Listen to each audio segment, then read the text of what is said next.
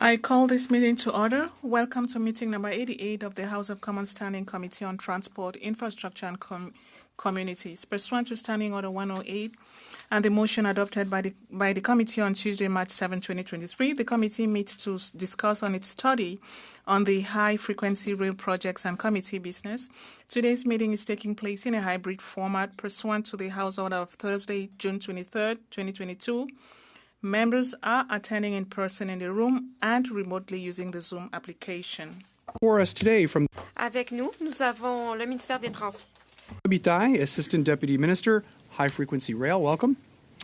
Monsieur François Caméré, Directeur Général, Technical Engineering and Impact Assessment, High Frequency Rail.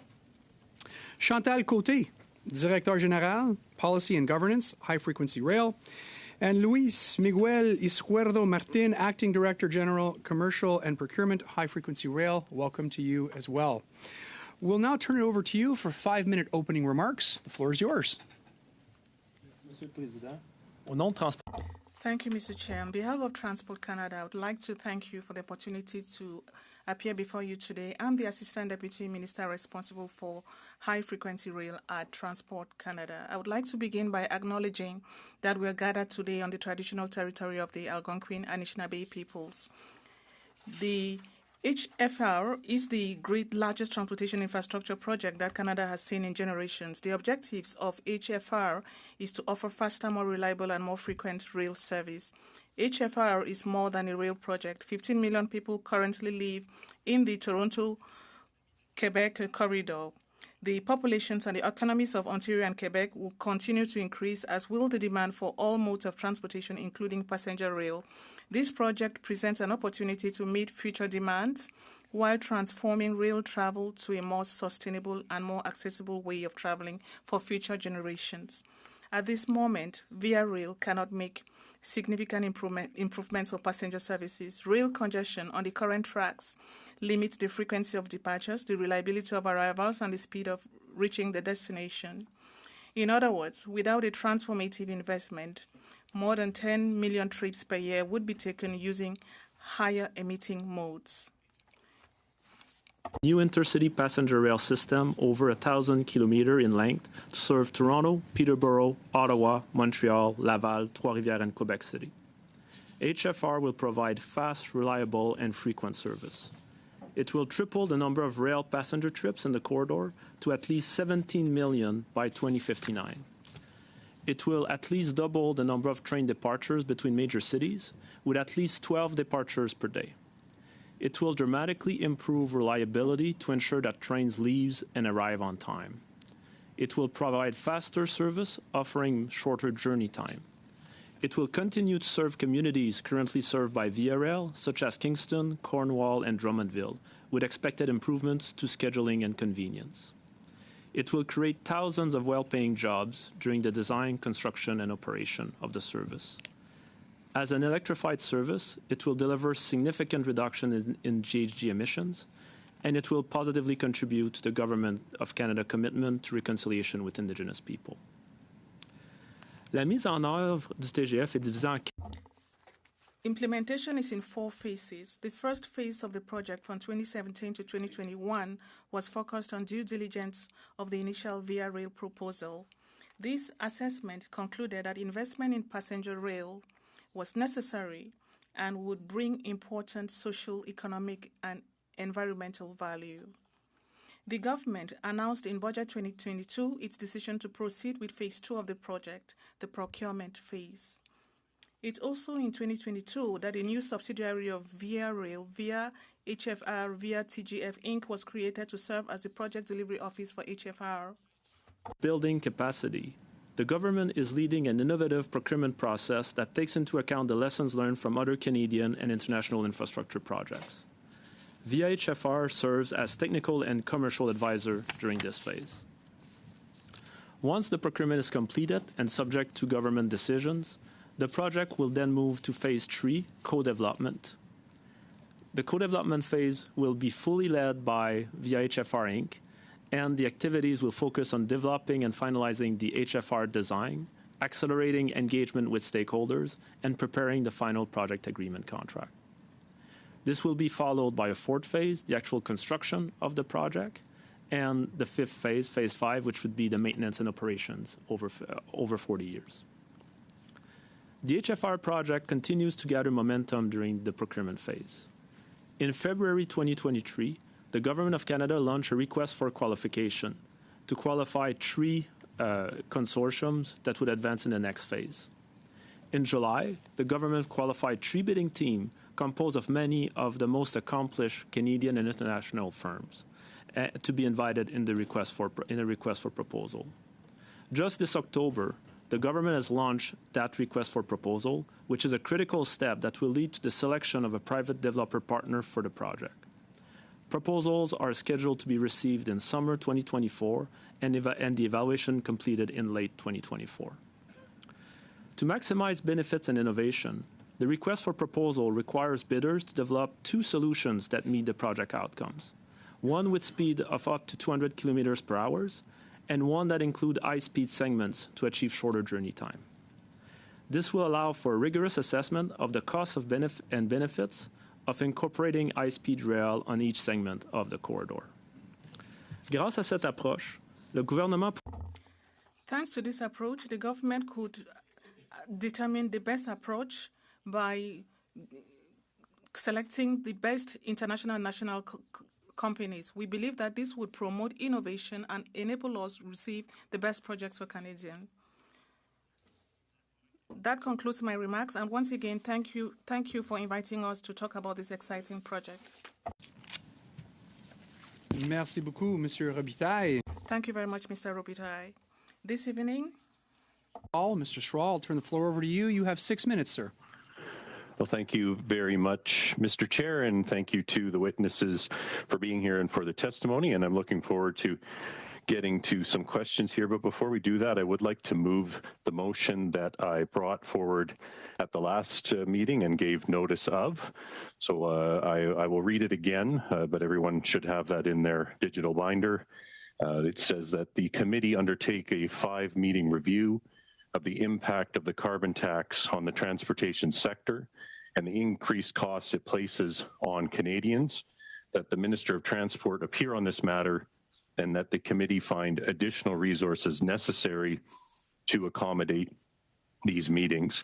Mr. Chair, just this week, the Environment Commissioner tabled his report, which indicated that Canada will not meet its climate targets despite the carbon tax and other measures that the government has imposed on Canadians. And we know that the carbon tax has a specific and particularly significant impact on the transport sector, whether it's trucking, trains, bus. We heard that in our study that it was a significant cost.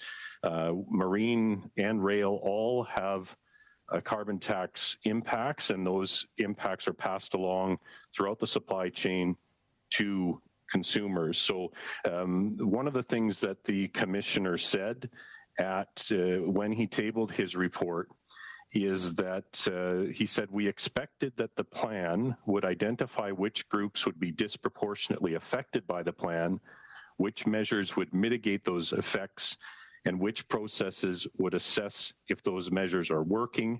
However, federal organizations lacked a comprehensive set of performance indicators, and the disaggregated data, that is separate data on affected groups, needed to understand the plan's effects on specific groups.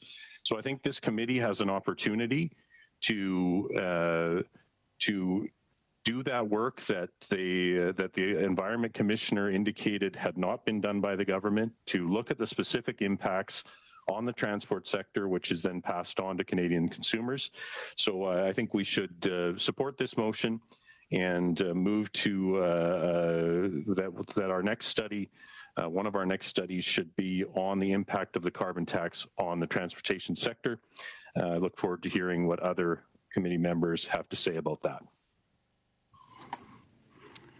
Thank you, Mr. Strahl. Did you have any, I guess the motion's been moved, so get to discussion on that. Open the floor up to questions, comments. Yes, Mr. Muse. So, I mean, over the course of the last year, we've had a number of witnesses before committee I've asked a number of times as well on the impact of the carbon tax, and we heard that from not just the bus operators, but other industries. Also in talking with people in all of those sectors that Mark mentioned, air, marine, transport sector. In fact, I heard from truckers at the fall fairs in my riding about the impact of the carbon tax on their industry. So, the motions move forward. I think it'd be good to add that to the list of studies that we've got going forward.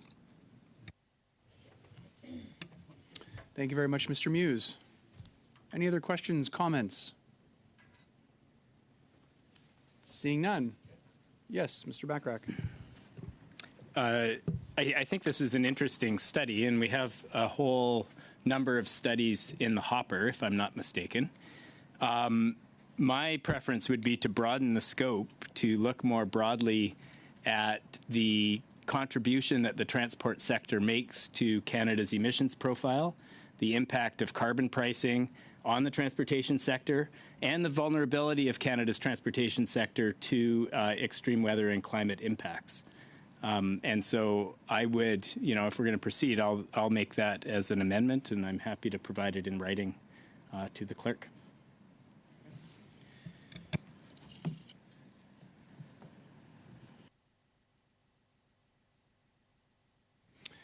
Okay, thank you, Mr. Bachrach. Questions, comments, concerns over the amendment proposed by Mr. Bachrach? I think we just would like to. I would like to see that the detail obviously will be important in that we do if we're going to have a study on the impacts of the carbon tax that. We can talk about these other things. I don't know that the motion prevents Mr. Bachrach from going down that road during one of those 5 meetings. But if he wants to submit that to the clerk, we'd certainly entertain it. Thank you, Mr. Strahl. Mr. Bachrach has requested a 5-minute break for us to be able to put that in writing and submit it to members. If members are in accordance with that in agreement, I will put us into a break for 5 minutes. Seeing no objection, we are suspended for 5 minutes.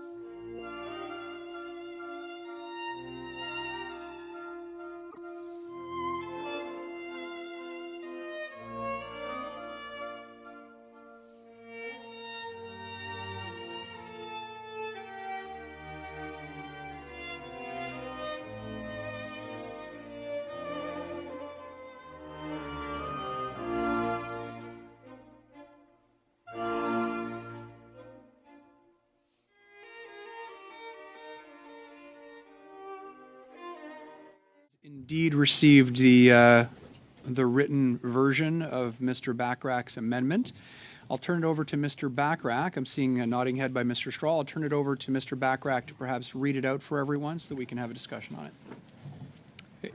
Thanks, Mr. Chair. I don't think that this committee, at least during my time here, and I've been on the committee for all 4 years that I've been an MP, we haven't studied the climate dimension of transport, and I think it would be a very interesting topic. And so my attempt here, first of all, is to build a consensus among committee members, and secondly, to broaden the scope of the study a little bit to include the other dimensions of the challenge, namely the contribution that transport makes to our emissions as a country and the impact of climate change and extreme weather on the transportation system. So my amendment reads as follows: that the committee undertake a 5-meeting review of the contribution of the transport sector to Canada's climate emissions profile, the impact of climate change and extreme weather on Canada's transport sector, and the impact of the carbon tax on the transport sector. That the Minister of Transport appear on this matter, and that the committee find additional resources necessary to accommodate these meetings. So I could do it one more time. I'm happy to also, one more time, Corinne? Or Madam Clerk?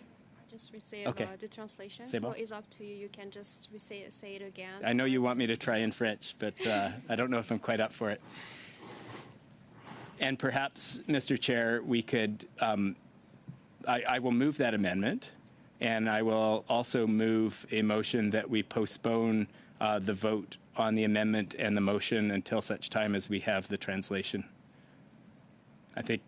I believe the clerk said 30 minutes we should have something, but just so we can get on with the testimony. Okay, and so that's a dilatory motion. We will go directly to a vote. All those in favor of postponing until we have the translation? All those opposed? Motion carries. Thank you, Mr. Bachrach. So that means that we are now not.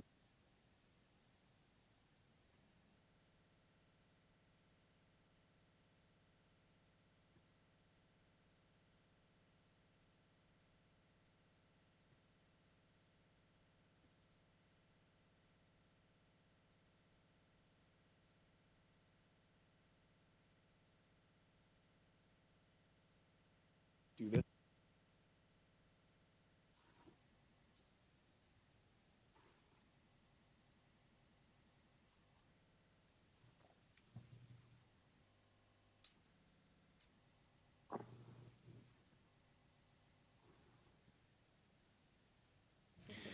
Thanks for your patience, colleagues. The clerk has just informed me that she's received the translation. She's just going to try and get that out to everyone. It probably will take another 2 to 3 minutes, so please bear with us. Thank you.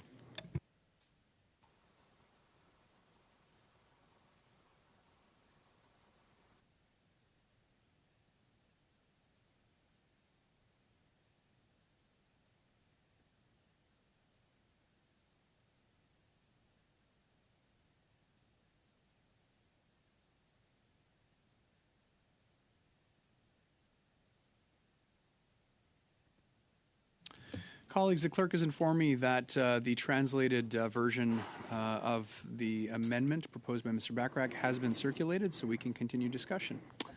So with that in mind, I'll open up the floor to any questions, comments, concerns. Yes, Mr. Strahl.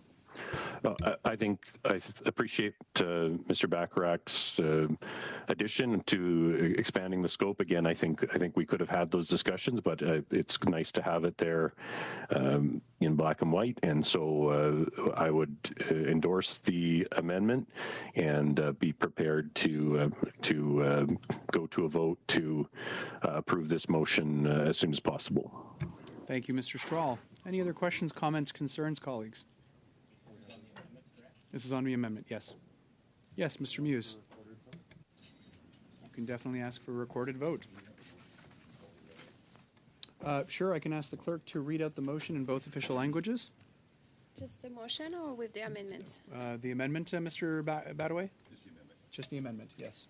Okay, so I will have to read the motion with the amendments. So is that the committee undertake a 5-meeting review of the contribution of the transport sector to Canada's climate emission profile, the impact of the climate change and extreme weathers on Canada's transport sector, and the impact of the carbon tax on the transport sector, that the Minister of Transport appear on this matter and the committee finds additional resources necessary to accommodate this meeting, que le comité entreprenne un that the committee undertake a 5-meeting review of the contribution of the transport sector to Canada's climate emissions profile, the impact of climate change and extreme weather on Canada's transport sector, and the impact of the carbon tax on the transport sector, that the Minister of Transport appear on this matter, and that the committee find additional resources necessary to accommodate these meetings. Madam Clerk. Any other questions or comments? Mr. Muse, I believe you had your hand up, or was that just for a recorded vote? Recorded vote. Recorded vote. Okay. Seeing none, we will go to a vote on the amendment as proposed by Mr. Bachrach. All those in favor? Oh, I have to call them. Oh, yes, go ahead. Sorry about that, Madam Clerk. It's okay. So I will call you. So Mr. Baraway, No. Mr. Iacono, Madame Koutrakis, No. No. Mr. Hardy, No. Mr. Rogers, No. Mr. Lewis, Yes. Dr. Lewis, Yes. Mr. Muse, Mr. Stroll, Yes. Monsieur Barsalou Duval, No. Mr. Bachrach, Yes. 1, 2, 3, 4, 5, 6, 1, 2, 3, 4, 5. 5 yeas, 6 nays. So the amendment does not carry. We will now go back to the original motion. Any discussion on the original motion, colleagues? Seeing none. In terms of timing, Yes. the motion doesn't specify timing, and my assumption would be that the work that the committee currently has scheduled will proceed, and that this will follow the work that's currently in the calendar. That is a very good question, Mr. Bachrach. I guess I'll turn it over to the mover of the motion for clarification on what he had in mind. Mr. Strahl.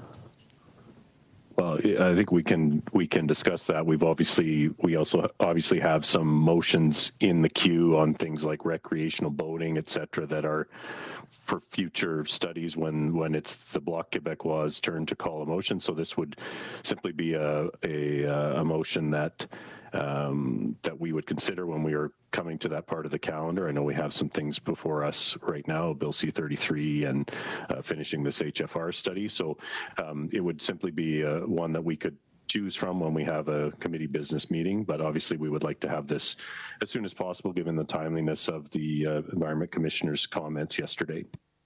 Thank you very much for clarification, Mr. Strahl.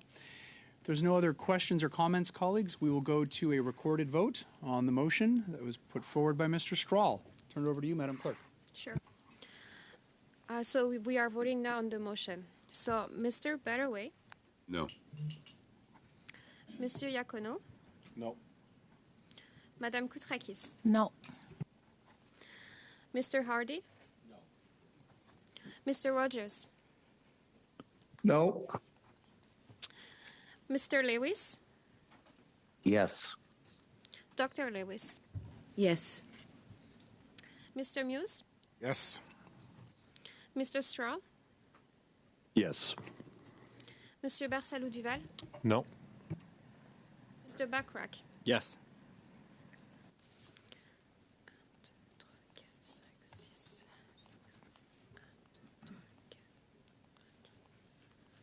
So we have 6 nays, 5 yeas.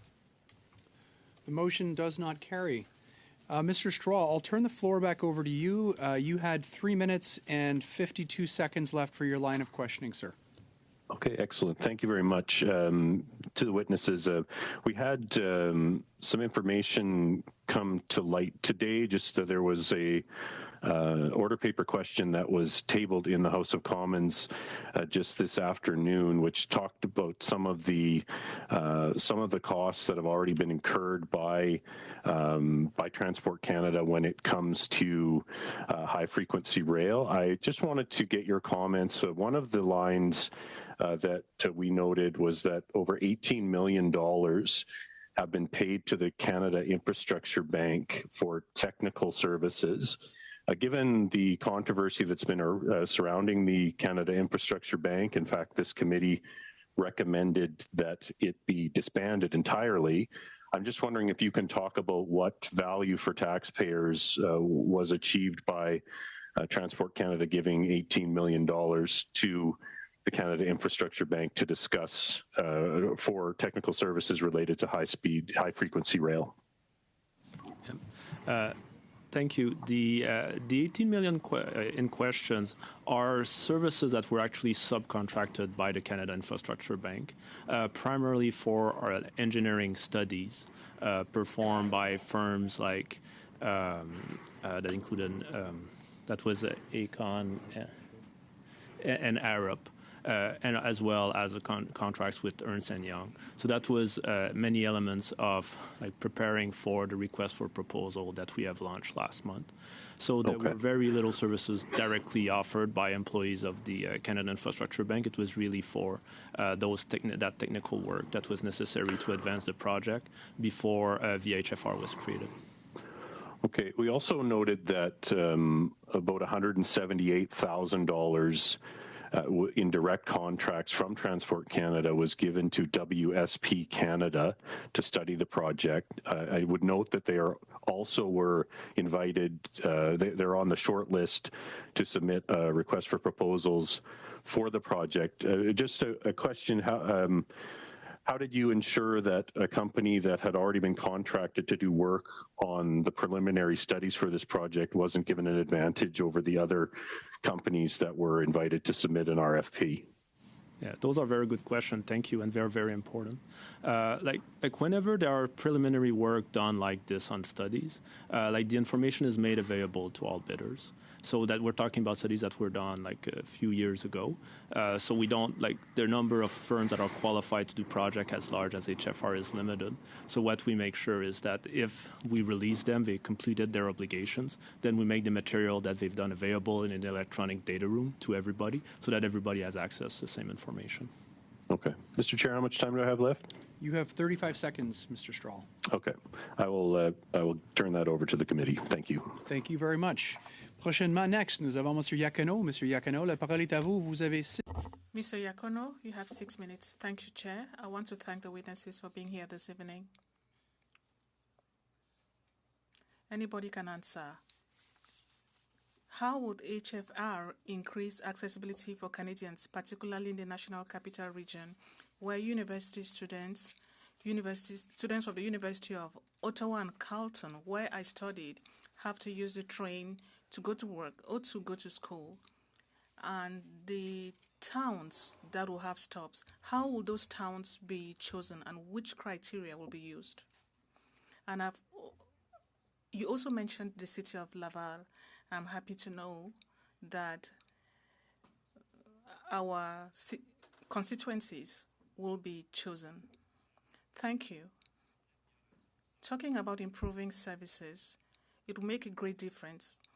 When we talk about doubling train traffic at least every hour, it gives great flexibility, particularly for students. When they finish school, they have to go back to meet their families. Like those coming from our regions, they don't have to wait for the train for a long time. And when they are ready for the train will be on time. Wait times will be shorter, and this will enable them spend more time with their families. This also applies to workers and everyone else. So this would make their experience a lot more pleasant.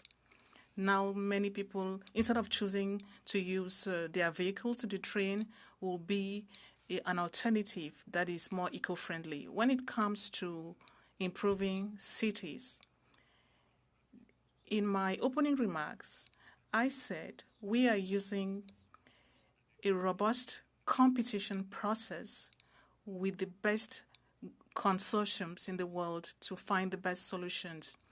And this includes determining the cities that have the population necessary that would make traffic, that will make this access interesting and improve the quality of life of the people. And we also want it to be efficient to be able to stop in those cities. So the studies will be made during the bidding process and after choosing the right people. So when we are talking about 12 to 13 trains a day, we will know that some trains will stop at certain points, more will stop in certain places and not in others. So there are ways of finding an optimal solution that works for everyone. Thank you.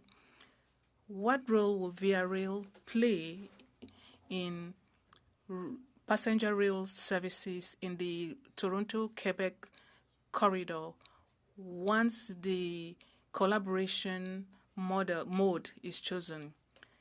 This HFR, would it include modern rail tracks when compared to the ones that are now used? Will it be comparable to the ones now used with CPN? Or is priority being given to rail tracks? Or will there be a mix? What are your options? Let me start with your second question. Talking about the rail tracks that will be used, we think that most of the trips will use the ones dedicated for passenger rail. So we could build tracks along the tracks that exist already. We could extend the corridor as well. But most of the railway will use the tracks used by passenger railways. So this would also increase the general capacity of the system, both for passengers and for freight. In some areas, it's more difficult, particularly in city centers. There will still be some tracks that are shared, and this work will be done by Via TGF, the company that has been set up. They've started discussions already with railways like CN and others to negotiate access to those tracks. So this access will guarantee the service we need. Furthermore, it will increase capacity on those railways in the city centers. Now, about the role of Via Rail. Via Rail is working, we are working closely with Via Rail and Via TGF, the new company that was set up, and there's collaboration throughout the process. That's very important. It's when the process will be completed that all services in the Windsor corridor up to Quebec will fall under the responsibility of the PPP, Public-Private Partnership. The number of passengers, as I noted in my remarks, will at least triple. So in the case of these services, we will need all the employees we now have, so they will all continue working throughout the process, and there will be thousands of new jobs that will be created to be able to offer those services. Now we have Mr. Barcelo Duval. You have 6 minutes. Thank you, Mr. Chair. Welcome, witnesses. Our meeting on Monday this week, we received Michel Leblanc from the Montreal Metropolitan Chamber of Commerce. I asked to know whether if there were a project that looks like an HFR where people travel 2 hours, 15 minutes. He thinks that there will be many people from the business community who decide to take the train instead of their cars. He clearly said no. He was pessimistic when it comes to the volume.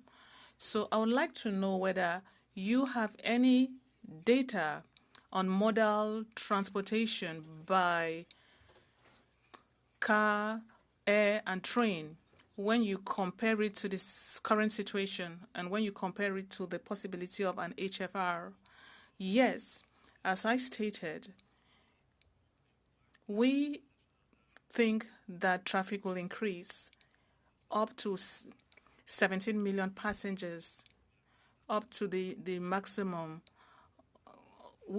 in the pandemic, which was 4.9 million. So I don't have specific information of the model train here with me. Considering the congestion in Montreal, Quebec, many people don't take the plane. Most passengers used their cars. So there are several factors that would influence people to take the train. Speed is one of the factors. When you look at the 5 major factors that make a difference, you have the cost of the tickets, you have the time of the trains when they're available. Now, Montreal or Quebec, it's just one per day. Well, I have other questions for you. You've answered my questions well. Maybe for the benefit of members of the committee, I would like to find out if you can table documents. I don't know if you have them now. Maybe it would be a good idea for members of the committee to have documents on the modal transportation plan as part of the project. If I understand you well, in the framework of this HFR project, the status quo and the HFR project, I wonder, let's say we had a high speed, I'm wondering whether it's high speed or a mix of the two. Our studies are focusing on trains that go up to 2 kilometers an hour, 200 kilometers an hour. To talk about the different factors, one of the factors is the trip time. The more the trip time reduces, the more people will have. So you don't have any information on modal transportation. The only information you have is on the HFR, not on the modal transportation and the high-speed train. So now, how do we determine what is necessary? Because there was a clear government indication or desire for a high-speed train. So why can't we have the two? As part of the tender process, we are asking for a scenario that includes high-speed segments. So this includes information about traffic, income expected, cost of construction, and so on. So we are using a competitive process to have a complete description of the advantages. So for the tender process will enable us to have all that information. I understand. For the hybrid option, you don't have any estimates for the modal transportation? Not really. If we could have something that has to do with HFR, that will help us a bit.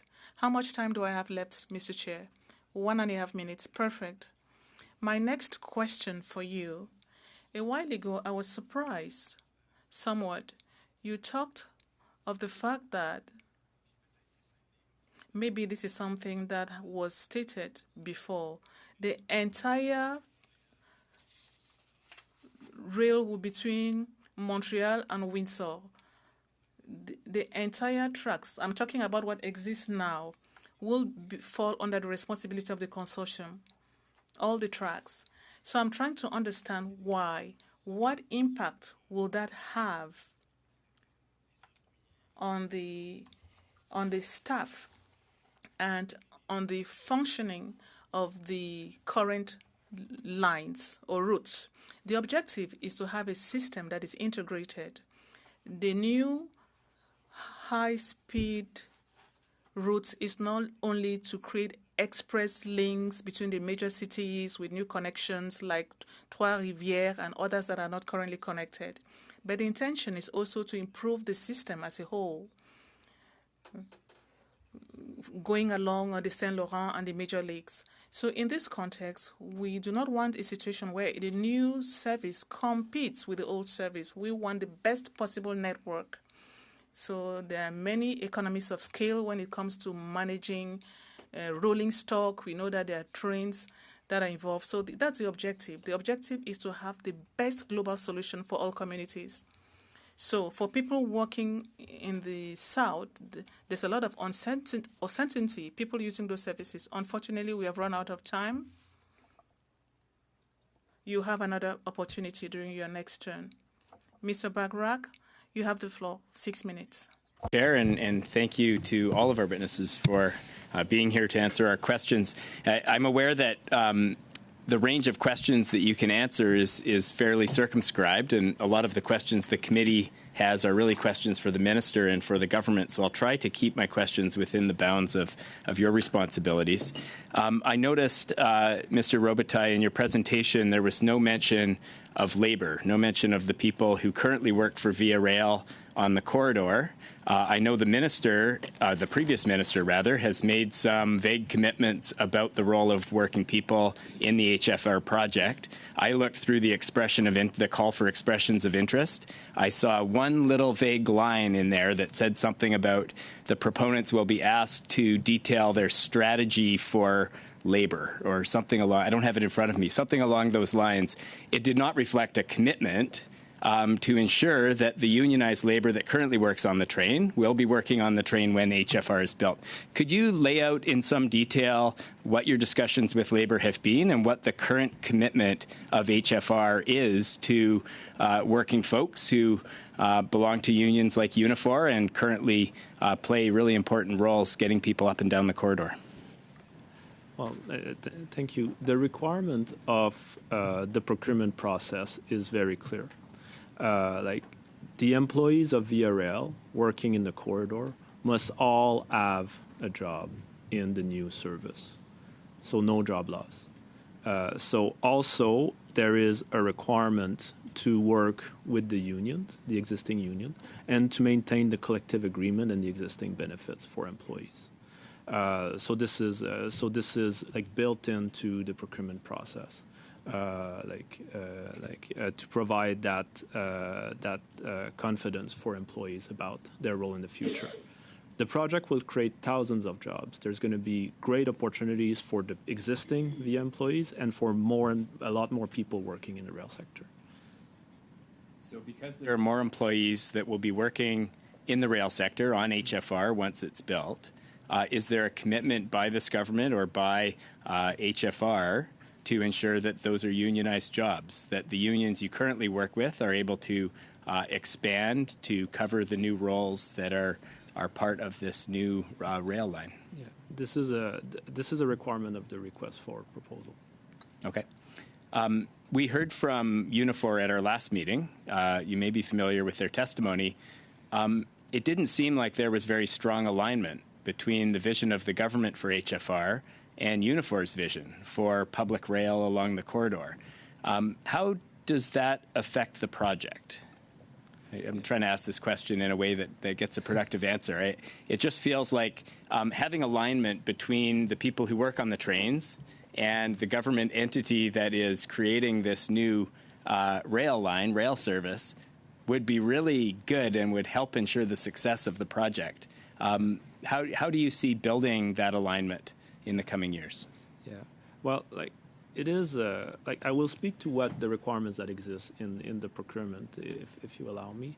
And again, it is required that you made a reference to a plan B, the ultimate partner that is selected will need to demonstrate how they will work with the existing union. So as I mentioned, so obviously right now we need to select a partner, and there's going to be that dance with three partners, the government, the private partner, and in this case, the existing unions. But the goal is to get to an outcome that works well for everybody. Okay. We put in an order paper question and asked about the process that led to the decision to utilize a public-private partnership model for the procurement. Are you familiar with that assessment process that led to the selection of that procurement model? You mean the value for money assessment that was done at the time? Yeah, so the information we received from the government was that there was an assessment of different procurement models. The government looked at a number, I believe it was 20 different transportation infrastructure projects around the world. The list of 20, they were all P3 projects. There weren't any public procurement examples in that list. But there was also a line in that response from the government that said they compared the procurement model against a more traditional public procurement model. But there were no examples of projects that were procured that way. I'm curious why no specific public projects were listed in the comparatives. I think there are two different. Maybe I can bring in a nuance in the analysis that was done. Because there's different types of public-private partnership. You have those that include solely the construction, the design and construction and maintenance of the new infrastructure, for which there's a strong consensus for project like this that this is a good way to do it. And then there's the addition of the operations. So in the model that were studied, we had a variety of models that included a public operator versus a private operator. So that was part of the consideration. I guess it's really the distinction, and which I will bring up with you next round, because I see the chair making very insistent gestures towards me. Thank you for your answers. Thank you, Mr. Bachrach, and merci, Mr. Robitaille. Next, we have Dr. Lewis. Dr. Lewis, I'll turn the floor over to you. You have 5 minutes, please. Yes, thank you. Good evening, everyone, and I'd like to thank the witnesses for coming today. Mr. Chair, I'd like to start my line of questioning by actually start my time off by bringing a motion for which I have provided the required notice. I believe that it's important for this committee to consider this motion at this time, given the oversight role that this committee has on the government's infrastructure policies, which take a greater urgency given the precarious state of the national infrastructure and our finances. The motion, which has been distributed to all committee members, has been distributed in both official languages and is as follows. Given that after 6.5 years in operation, the Canada Infrastructure Bank, A, fails to get important infrastructure built, having only 2 projects in use to date, B, fails to leverage private sector dollars at even a 1-to-1 ratio, C, is ineffective, unproductive, and can no longer be supported by $35 billion tax dollars during a housing supply crisis, and when basic infrastructure in communities across Canada is either absent or in very poor condition. The committee recognized that the Canada Infrastructure Bank has failed to meet its core mandate and promised value, that it is not delivering in the infrastructure Canadians need, and that the committee report this opinion to the House. If I may comment, Mr. Chair, I believe that this motion speaks largely for itself, but I want to make a couple of comments.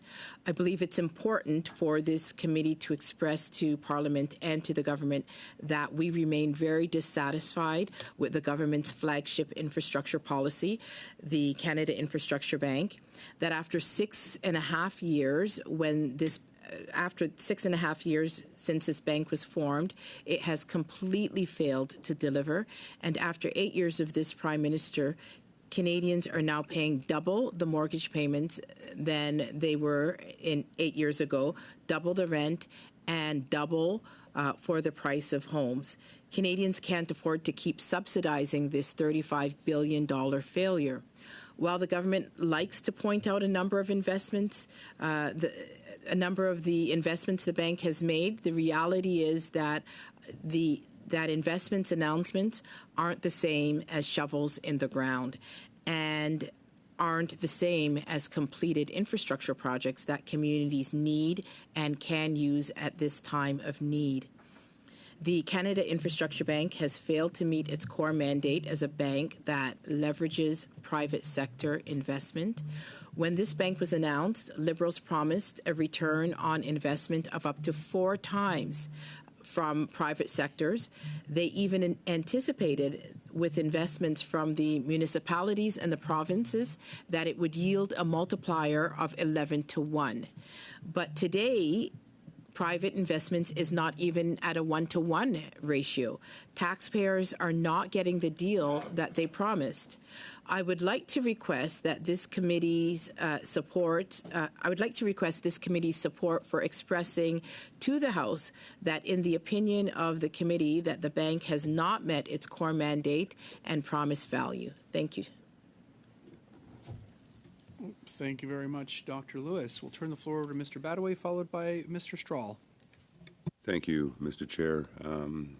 I think the one part that I have concern with is reporting it back to the House. It's concurrence debates in the House is just timely, and it's something that I think a lot of us are bothered with to some extent.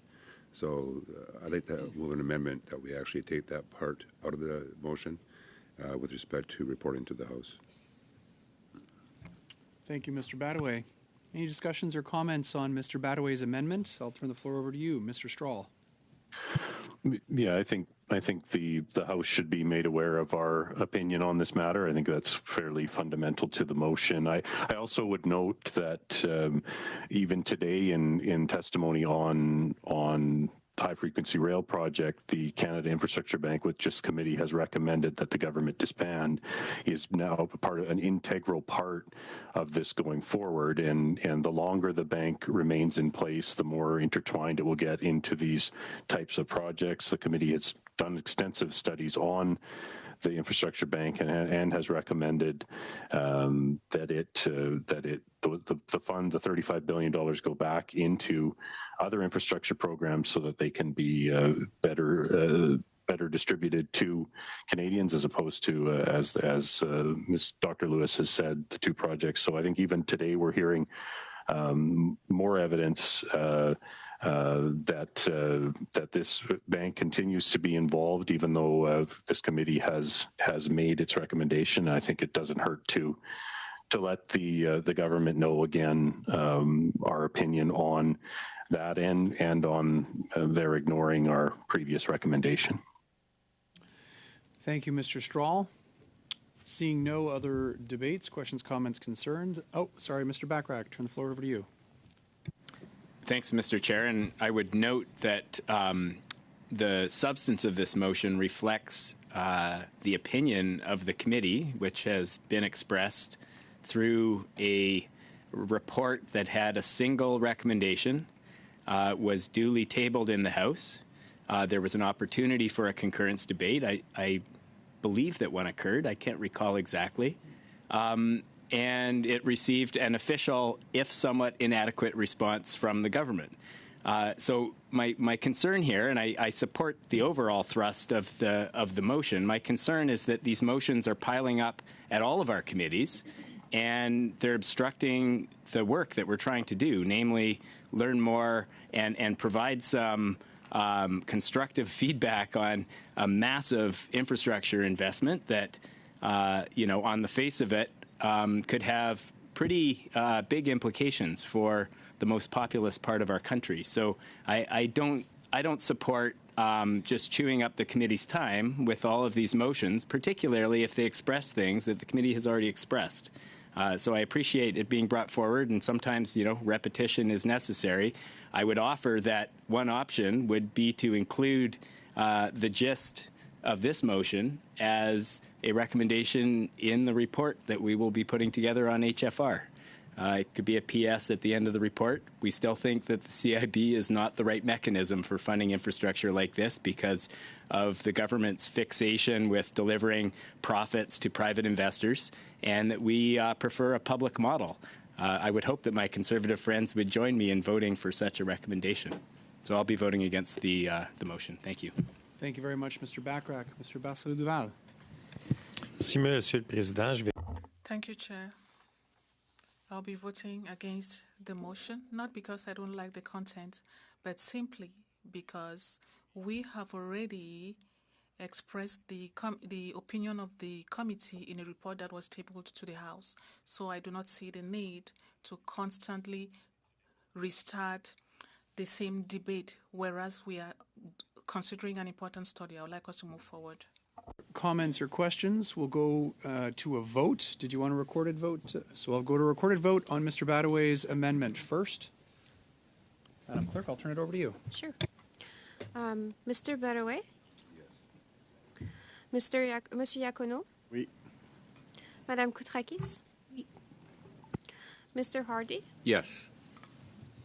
Mr. Rogers? Yes. Mr. Lewis? Sorry, I'm in the middle of IT right now. Go to Mr. Strahl first, please. The IT is trying to talk to me, so I have the right thing on my phone. Okay, so Mr. Strahl? No. Mr. Muse? No? Dr. Lewis? No. Mr. Lewis? I am a no. I'm a no. Thank you very much, everyone. Okay. Monsieur Barsalou Duval? No. Mr. Backrack? No.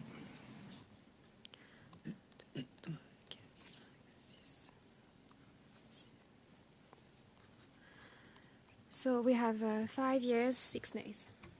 Thank you, Madam Clerk. The amendment does not carry. We will now go to the main motion. And once again, I'll turn the floor over to you, Madam Clerk, for a recorded vote.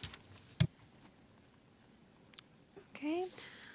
So, Mr. Badaway? No. Monsieur Iacono? Contre.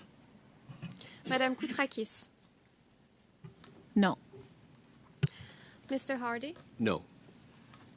Mr. Rogers? No. Mr. Lewis? Yes. Dr. Lewis? Yes. Mr. Muse? Yes? Mr. Strahl? Yes. Monsieur Barsalou Duval? No. Mr. Backrack? No.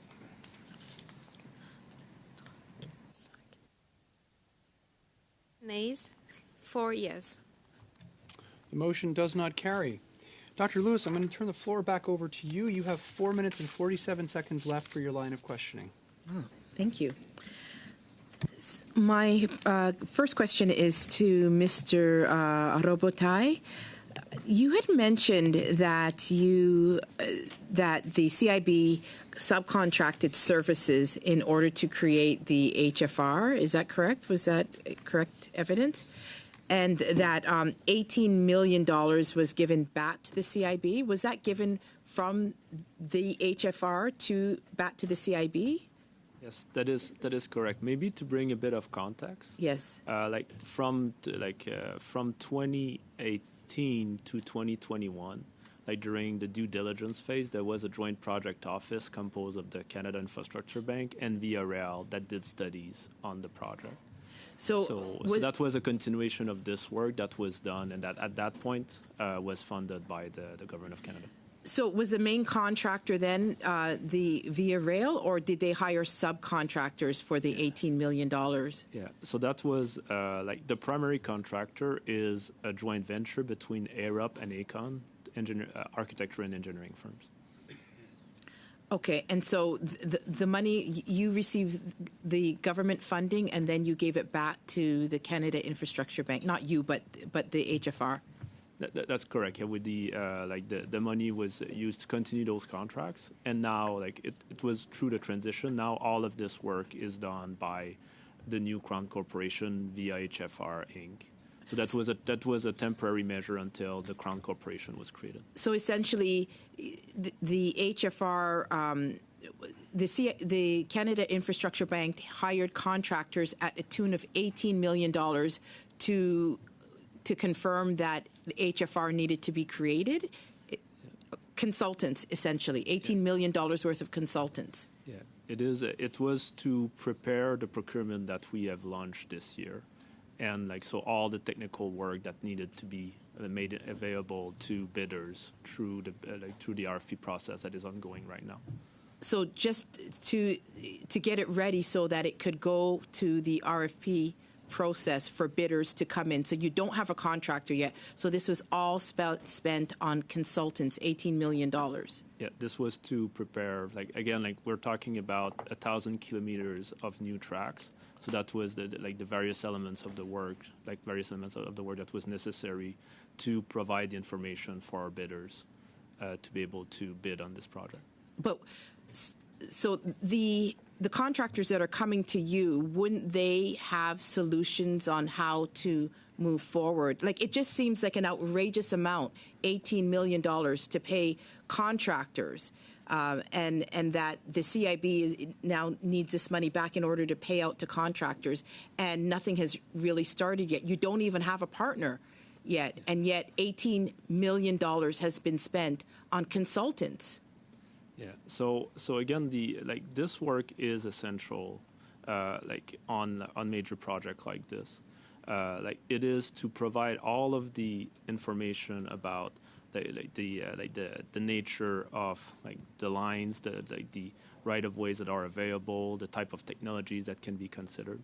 So all of this work represents hundreds of documents that have been shared in an electronic data room for bidders to be able to prepare their proposal, and each one of them will take 9 months to build proposal based on this information. So it is. Yeah. Was there a main contractor? Was there a main organization that dealt with all of these complexities of getting this information together? Who was the main contractor?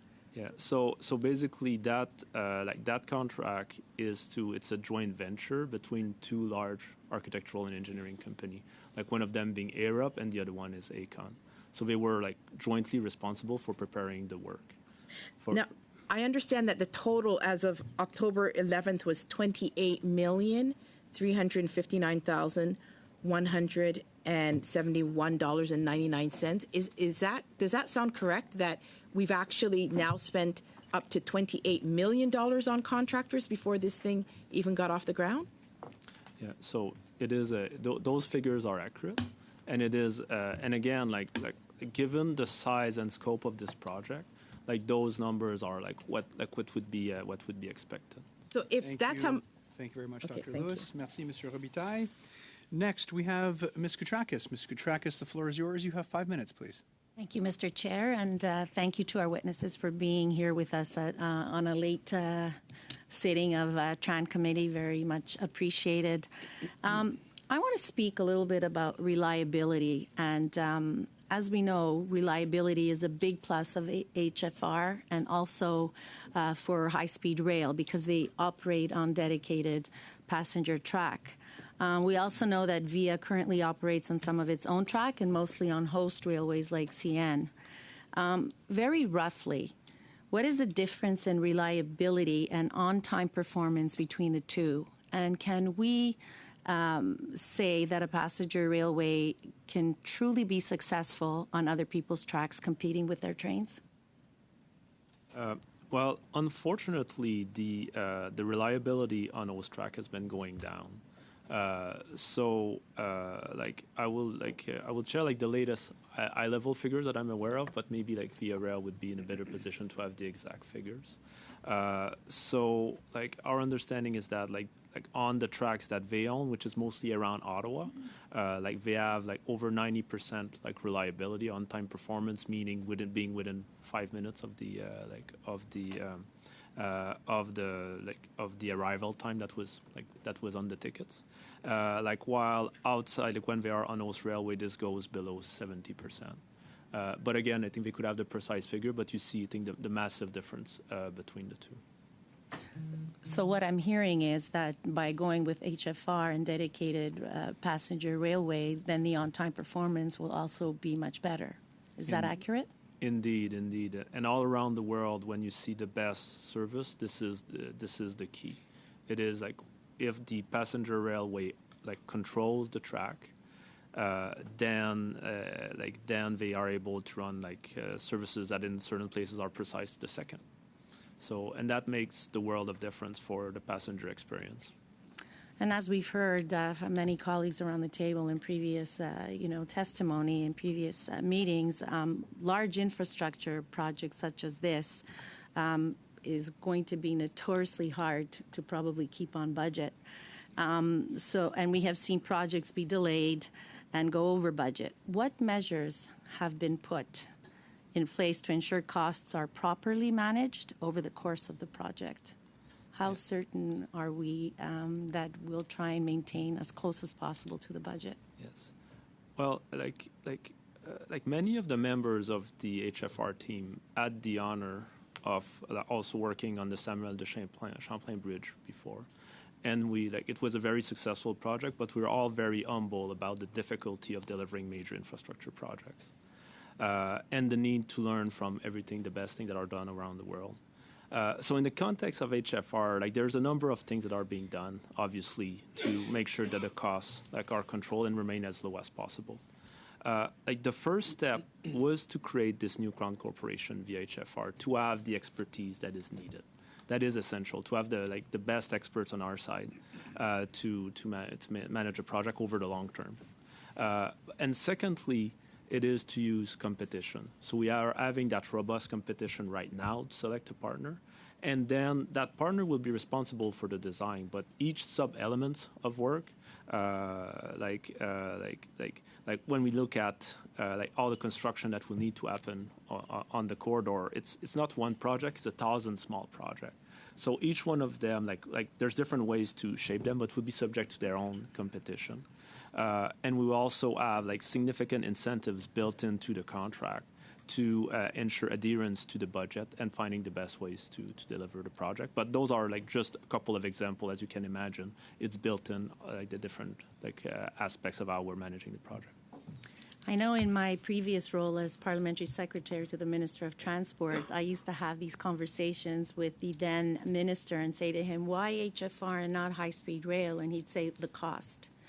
Would you be able to educate us a little bit more why the cost is so much higher for high-speed rail as opposed to HFR? Is it because of rail crossings? Is it because of expropriations? What types of things would increase the cost? Yes, I'll start with I will share some element of the engine, and I'll invite my my colleague, Monsieur Camiri, to also provide some elements. At the high level, the difference, once the train go faster than 200 kilometers per hour, is you need a fully protected, right of way. So this means that the tracks are fenced. There cannot be at grade crossings, so that means viaducts over the road. And it also means that the curves cannot be as much as great because the train is going to travel faster. Fortunately, I am going to have to cut you off there, although I really wanted to hear the answer to that question. Perhaps another colleague, a member of the committee, will cede some of the time to hear the rest of that answer. Prochainement, nous avons M. Barcelo-Duval. À vous la... Mr. Barcelo-Duval, you have 2.5 minutes. Thank you, Mr. Chair. I will continue with the line of questioning by my colleague, because during the last meeting, I talked about the figures. I asked that when we are shown figures for the HFR, they are 3 or 4 times higher, 65 billion versus 12 billion. So I realized that the costs that were mentioned were even more than 65 million, and it was actually 80 million for the HFR. So how did you get to such figures? Because it's difficult for us to assess the situation, but we would like to know how you get to such figures. Maybe let's start with a difference. Well, I don't have much time. The studies or analysis that was done was to compare the average cost for constructing a high-speed trains elsewhere in the world, and then we had to tailor it to the Canadian context. So the study relied on high-level studies. So is it possible to table to the committee documents you relied on to get to those figures? Because during the last committee meeting, I was comparing, for example, a project in Spain, and it appeared to be incomparable. So we would like to see if we can have data to understand how you got to those figures. Thank you. For as long as the information doesn't undermine the competition. Mr. Chair, If I may also table a motion on that.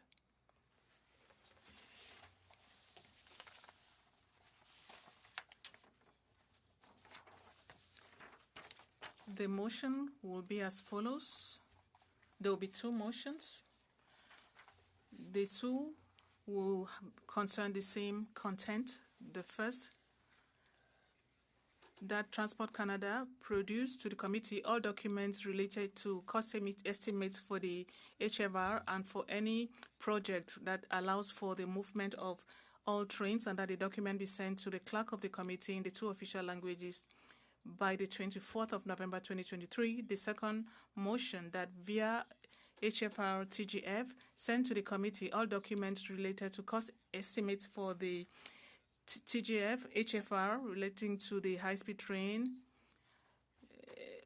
that all the documents be sent to the clerk in both official languages latest the 24th of November 2024 with relevant sections redacted. So you understand that these are two motions that are exactly the same. One has to do with Transport Canada, the other one has to do with via HFR.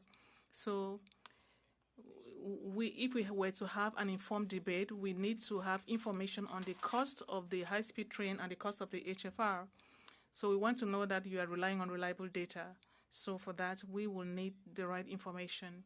I have a document in both official languages that I can circulate and that I can send to the clerk. Thank you, Mr. Basalu Daval. We'll take a 2-minute break so that we can circulate the motion in the two official languages. Minutes.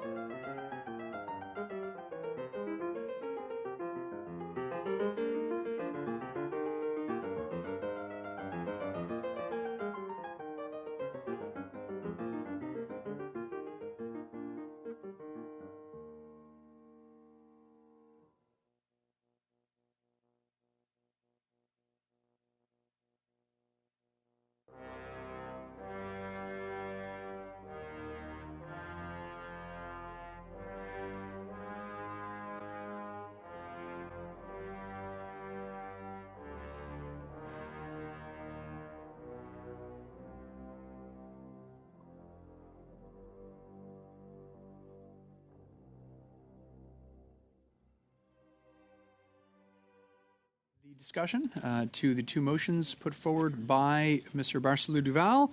The first one was Transport Canada motion. The second one was via HFR TGF.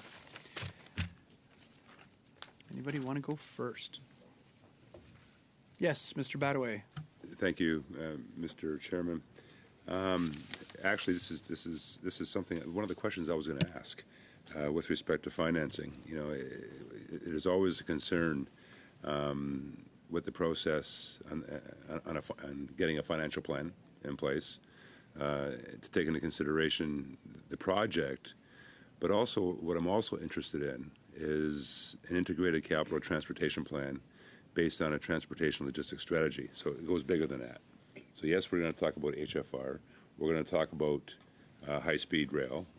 I don't think it's either or. I think both can be accommodated depending on what jurisdictions we're talking about, and then, of course the infrastructure that goes along with that. So I understand the motion and I appreciate the motion in that respect.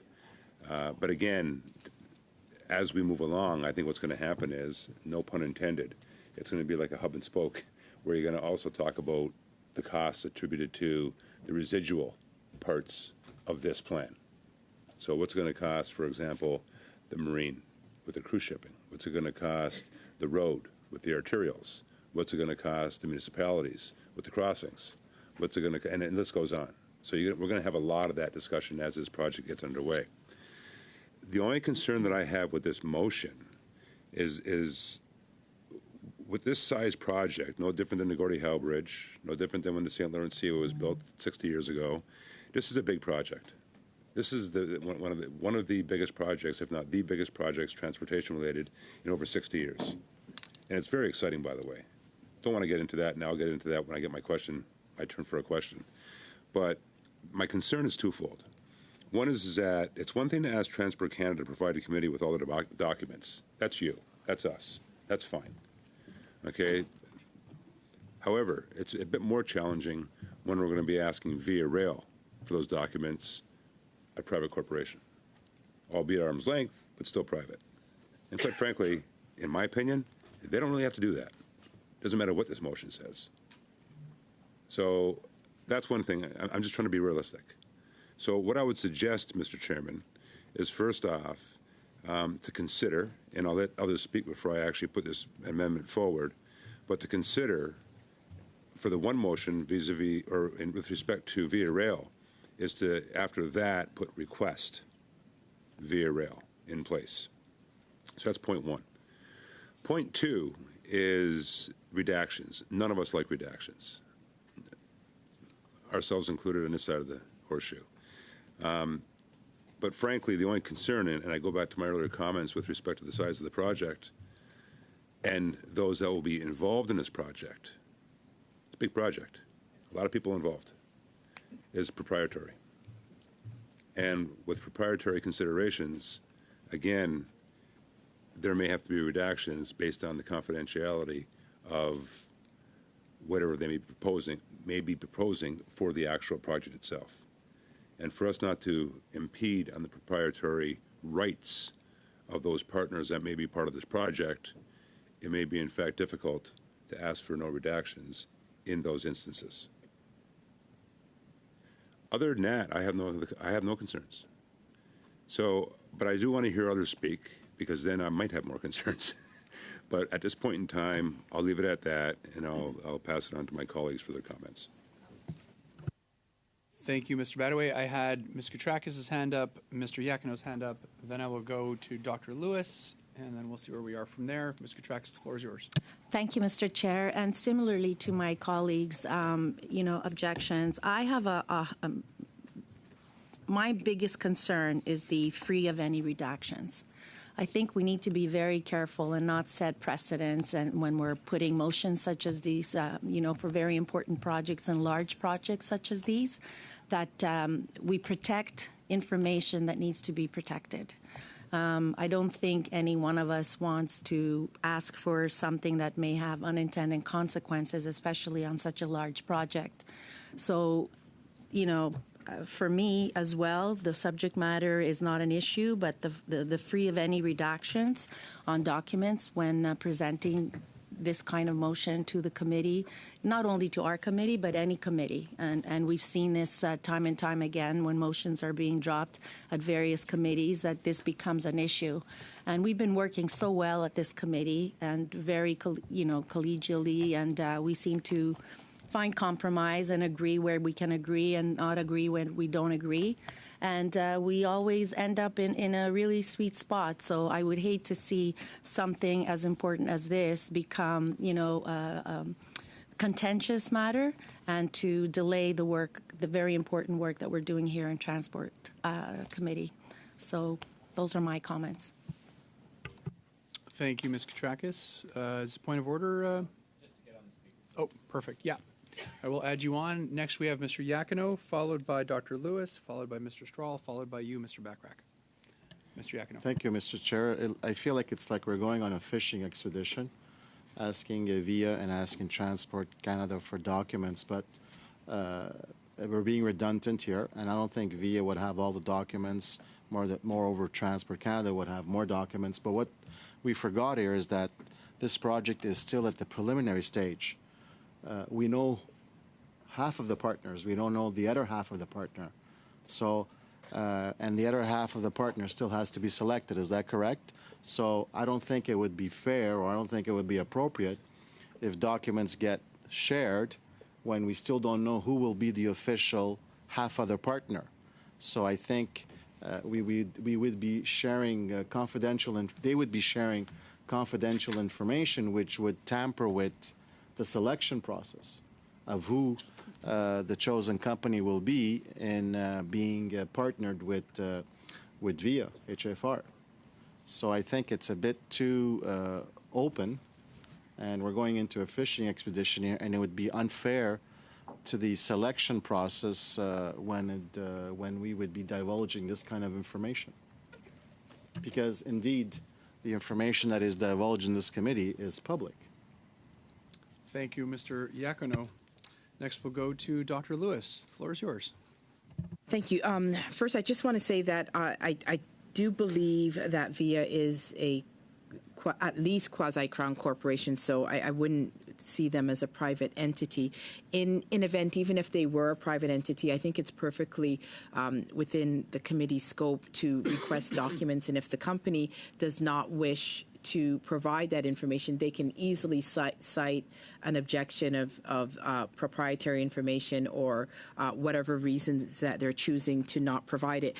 But I caution this committee that these are taxpayer dollars, and that in the quest for transparency, it is essential that taxpayers know how these funds are being spent, especially since the projections have been changed so many times, and we are in such a precarious situation with respect to our infrastructure and with respect to our finances within this country. I think taxpayers have the right to know what is happening, and in the spirit of transparency, I think it's a perfectly legitimate to request these documents. Thank you very much, Dr. Lewis. Now I'll turn the floor over to Mr. Strahl. Thank you. Just to follow up on Dr. Lewis's comments, we have rights as members of Parliament and as committees, which are outlined in Bosque & Gagnon, which very clearly indicate that we have the right to request the production of papers is an absolute right of the House and through its committees. So the suggestion that we are doing anything inappropriate or nefarious by requesting documents from entities which are funded by tax dollars for the benefit of, this project is for the benefit of Canadians. Project has been thus far, all of the studies done have been funded by taxpayer dollars. So we heard today about what some the amounts are. We're approaching $30 million in fees for consulting work on this project.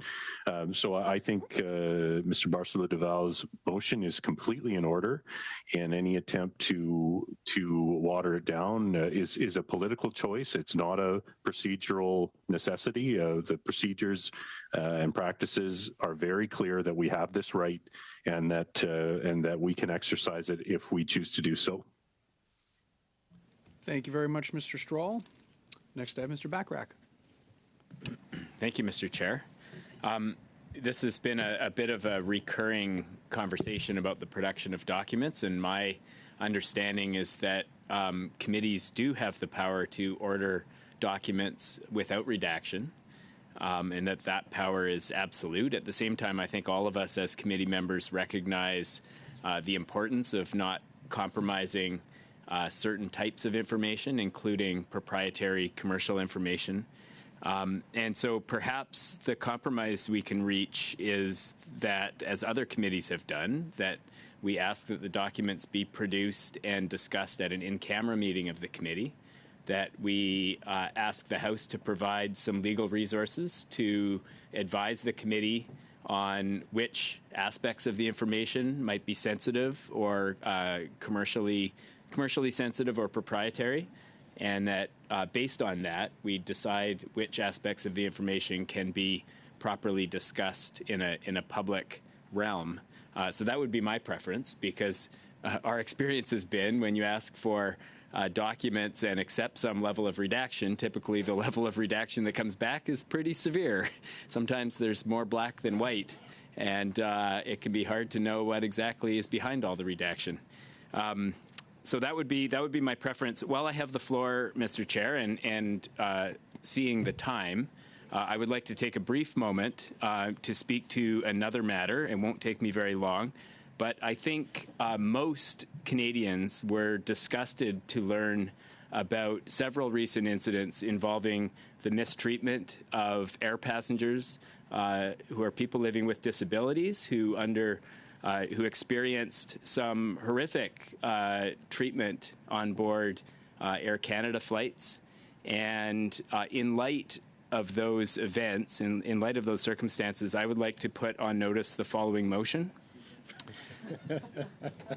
That given multiple recent reports of persons with disabilities facing discrimination and unacceptable treatment while traveling with Canadian Airlines, and that Air Canada admitted it violated Canadian disability regulations that I think this is out of order, Mr. Chair. You can't move a motion while we're discussing another motion. I'm not moving a motion, Mr. Straw. I just conferred with the clerk. He's just giving a notice of motion, sir. So I'm letting him proceed with that.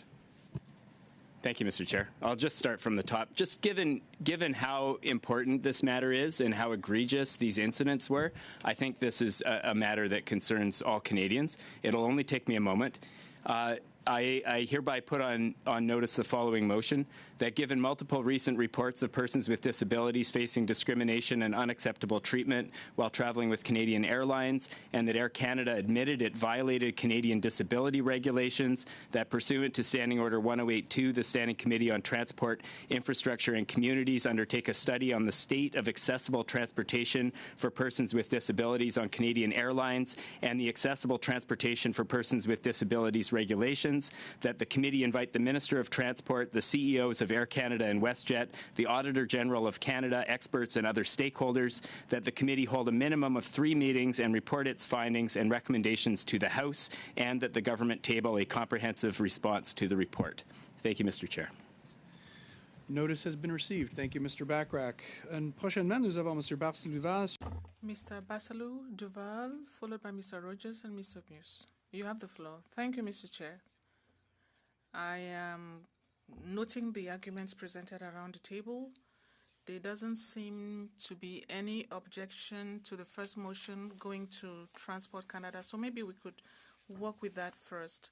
As for the second motion, maybe my colleague's proposal, Mr. Bachrach's proposal, could help that we look at the documents initially in private without it being public in camera. Maybe there are other possibilities to make sure that the information that concerns private companies could be sensitive as part of this process, and such information should not be made public. The intention is clear. We want to have information about the cost. It appears to me that it will be for the benefit of everyone. Thank you, Mr. Barcelou Duval.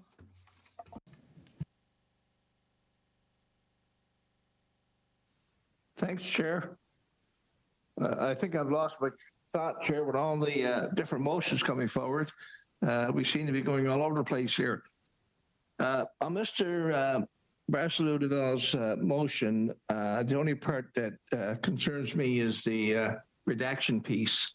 We talk about no redactions. And again, I'm not going to repeat all of the points that some of the other members of the committee have already expressed with regards to commercial sensitivity, divulging what could be very private information going into that, already involved in that process. So for that reason, then I could not support that particular motion unless we have an amendment to remove that phrase from the motion. The other motion that Mr. Barcelou Duval just introduced, of course, I'll have a comment later on as we get an opportunity to debate or talk about that particular motion, because I was interested in what he just proposed, and I think it's probably one of the motions that I'd be probably very interested in supporting. So on Mr. Barcelou Duval's motion, yeah, that's my biggest concern, is that unless we do an amendment and remove that, I guess that term around redaction, then I would have difficulty trying to support that kind of a motion. So I'll leave it there, Mr. Chair, and I'm sure some other members have their own perspective on this. Thank you. Thank you very much, Mr. Rogers. I have Mr. Hardy, followed by Mr. Muse, followed by Mr. Strahl. Mr. Hardy. Thank you, Mr. Chair. I have a visitor here, but I was on this committee from 2015 to 2019, and between myself and Mr. Iacono, we made such a mess of things that they told me to go someplace else, but here I am again. My background involves many years working with Metro Vancouver's Transportation Authority, TransLink, where we introduced, commuter rail, as well as, we built some very, very large capital projects, including the Canada Line, which is a subway, basically, that runs from Vancouver Airport to downtown Vancouver. And so when I look at Mr. Barcelou Duval's motion, I'm concerned that we're just going to be fixating on cost without really understanding what's behind the cost. I'm not sure how many, consortiums are bidding on this. You mentioned design, build, and operate. I don't know if it's a full DBFO, like design, build, finance, and operate, because if that is the case, then you're dealing with, the spreading of risk, especially to the private partner, which is one of the reasons why you go for a triple P. And so, the number itself, the cost, doesn't necessarily reveal all that you need to know. If the proposal right now is for high-frequency rail, and you're looking for a cost on high-speed rail, there will be some significant differences. Mr. Robitaille, I believe you mentioned that the current design would have some sharing of rail line capacity with freight. And you're not going to operate high-speed rail on track that's been beaten to death by heavy-duty freight cars. That would mean, among other things, probably having to, just build a dedicated rail link all the way through. Then you have to deal with issues like grade separation, crossings, et cetera, which, impose additional costs. And the thing is that depending on the design that the proponent is bringing forward, you're going to get a variety of cost estimates. And without understanding what's behind the cost estimate, you're really, shopping by price alone isn't necessarily going to produce the kind of result that you're looking for. Unless you know the design attributes, you might be looking at, a BMW model versus, a Volkswagen model, but the BMW model might actually in the long run, particularly when you're dealing with the long-term operating and maintenance, building something more expensive off the top can sometimes save you money in the long run.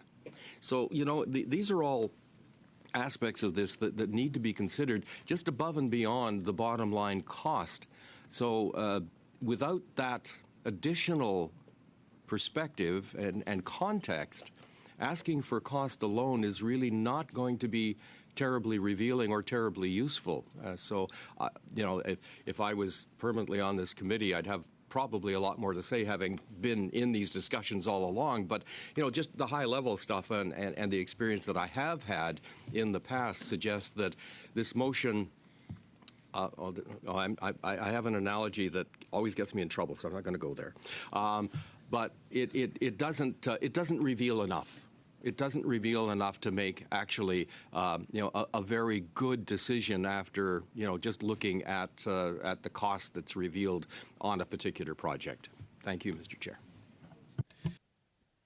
Mr. Hardy. Next, we'll go to Mr. Muse, followed by Mr. Strahl, followed by Mr. Badaway, Mr. Iachino, Ms. Koutrakis, Mr. Bachrach, Mr. Rogers.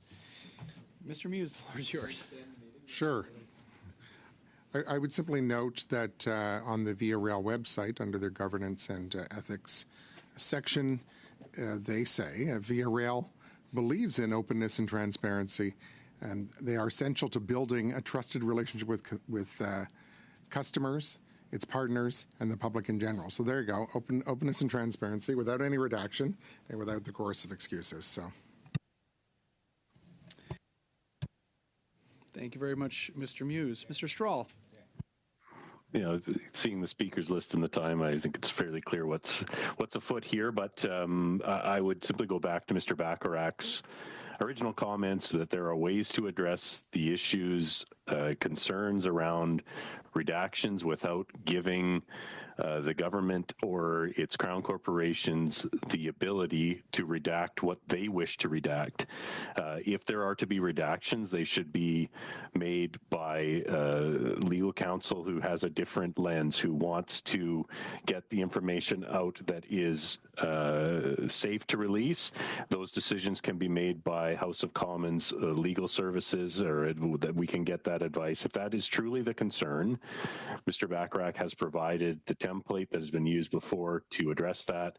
If this is simply a way to postpone this motion so that this does not come out, or to give the entities that would have an interest in redacting based on their own preference as to what is revealed, I think that's a mistake, and I think we wouldn't be doing our job. So I would go back to what Mr. Bachrach proposed.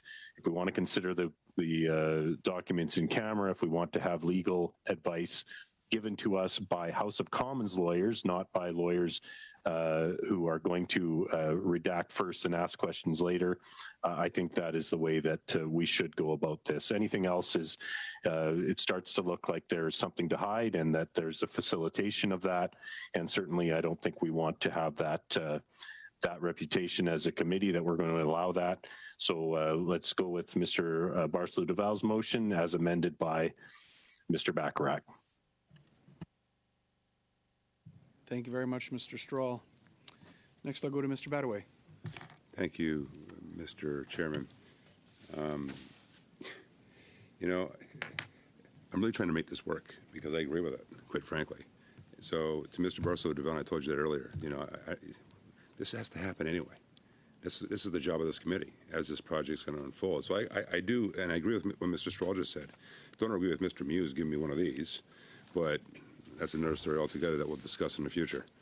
But I'll say this, you know, there's no question that I'm sure VIA wants to be open and transparent, but, you know, the law is the law when it comes to proprietary information. The second part of it is, you know, as we look forward to the cost estimates, again, as I mentioned earlier, you know, my interest isn't just in this project, but the implications the costs are going to have on other projects that are going to support this project. We all recognize that, and we had this discussion earlier before the meeting started with the members of the team, is the fact that when we put high-speed and/or high-frequency rail in place, we're going to see a lot of other cost implications with other methods of transportation that's going to complement this project. we're going to see more cost to, for example, municipal transit. You look in the province of Ontario with Metrolinx. Those are services locally, regionally, that are going to complement this project. Therefore, have a cost attributed to it. And it's not just the federal government. It's going to be attached to local, municipal, regional, provincial. I mean, even in some jurisdictions throughout the country, even private. So I appreciate where Mr. Barcelou-Duval is going, because at the end of the day, we do want to put in place an overall umbrella transportation and logistics strategy, which this is going to be a part of. And as well, with that strategy is going to be a cost, which this is going to be a part of. So I get it. And from the business side, put aside the politics, put aside the partisanship, and let's just deal with the business of government. And that's what this is about, and I support that. It's just a matter of showing respect to our partners vis-a-vis proprietary. And just to get a bit granular on that, we do have to take into consideration what's actually in the contracts that are going out to the folks that are going to be part of this project, of which can be released publicly. That's business. So at the end of the day, we have to show that respect with respect to the contracts that are going out. Second layer, the proprietary considerations based on who gets those contracts. And in the third layer, our due diligence, our fiduciary responsibility with respect to as the project proceeds and the costs attached to it. That is business. So once again, let's put the politics and the partisanship aside and deal with the business. Mr. Barcelou-Duval, I thank you for that. So having said that, the next part, and it goes to the amendment that Mr. Bachrach has attached to this motion, I think that's a great idea. But I'll take it a step further. Okay, instead of doing it after the fact, we should possibly consider doing it before the fact. So why don't we ask for that in-camera meeting at our next meeting to ask those very questions in terms of what can be considered proprietary versus assuming, as Mr. Strahl said, that we can actually ask for this information and get it, which I don't agree with, by the way, because some of these companies, regardless if we subpoena them or not, legally they don't have to give proprietary information up. I could be wrong, and I stand to be corrected, but I think what we should do is at least validate that at our next meeting and ask some of these questions. Unless, Mr. Chairman, you want to allow me to ask these questions to the witnesses right now, which in fact we could have did a half an hour ago and probably got a lot of this information contained within this motion answered based on the witnesses, the folks that are doing the project that are here tonight. So, Mr. Chair, if I may, and I'm going to ask you for your guidance, would it be appropriate for me to ask the witnesses the question with respect to proprietary, the commercial aspects of it, as well as what may be in the contracts that you can divulge that may prevent us from getting some of this information and therefore would have to be redacted? Unfortunately, colleagues, I was just informed by the clerk, we have a 2-hour hard stop for services, so I'm going to have to adjourn the meeting. We've reached our 2-hour mark. Have a wonderful break. I look forward to seeing you the Monday that we return. Safe travels home, everyone. If not, I'll see you in the House tomorrow.